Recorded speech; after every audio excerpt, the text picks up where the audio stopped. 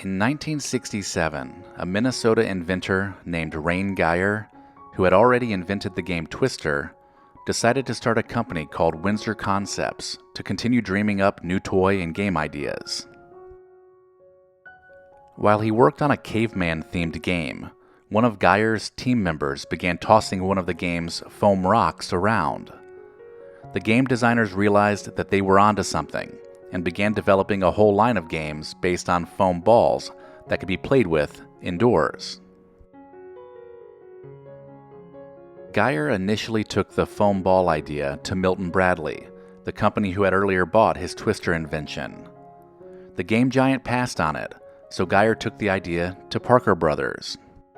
Although Parker Brothers wasn't crazy about the actual games, they loved the idea of a foam ball that kids could play safely indoors with. The company decided to market just the ball as its own toy.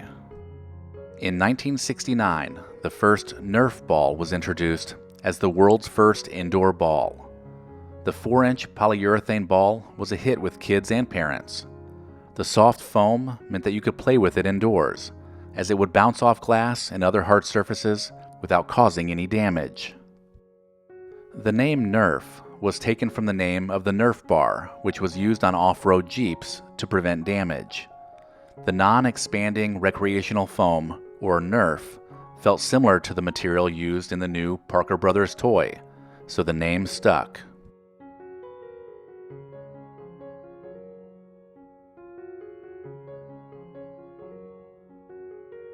Some of the earliest TV commercials for the balls were promotions between Kool-Aid drink mix and the 4 members of the Monkees.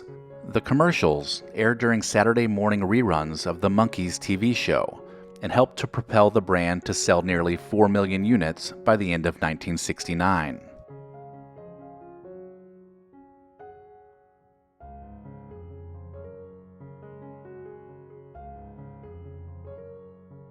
After the original Nerf ball became a runaway hit, Parker Brothers worked with Geyer to expand the line of toys.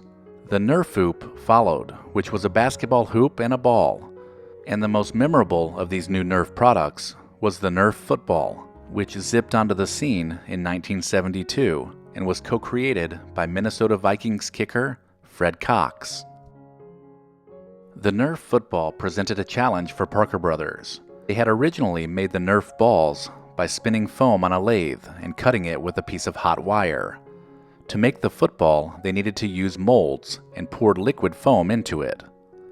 The resulting ball had a thicker outer covering that helped it behave like a real football.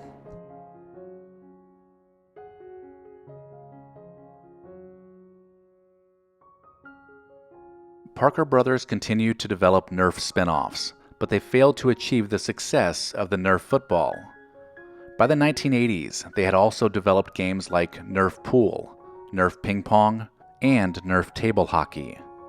In 1985, Parker Brothers, which was owned by General Mills, merged with Kenner to become Kenner-Parker Toys. 2 years later, Kenner-Parker would be acquired by toy truck maker Tonka. Although Nerf is now most famous for its blasters and guns, it wasn't until 1989 that they started producing them. Nearly 20 years after releasing the world's first indoor ball, Nerf launched the first Nerf blaster called Blast-A-Ball. It was the first handheld foam weapon designed by Nerf that used a pump action to shoot the ball. 1 year later, Nerf released an upgraded version called the Blast-A-Matic, and this was the beginning of Nerf guns. In 1991, the brand changed hands again when Hasbro bought Tonka. Although Nerf was now part of Hasbro, it was run by subsidiary companies, and it would be nearly a decade before Hasbro took full control. 1991 became a big year for Nerf.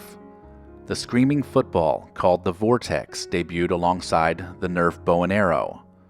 This was also the year that Super Soakers debuted under their new name, having been bought from inventor Lonnie Johnson in 1989.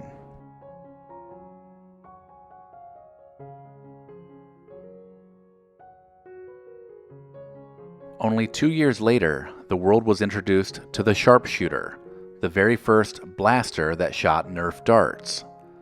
The 1990s saw Nerf further expand its array of blasters into guns that fired all sorts of projectiles, including missiles, balls, and suction cup darts. Their popular slogan, "It's Nerf or nothing," has become synonymous with fun.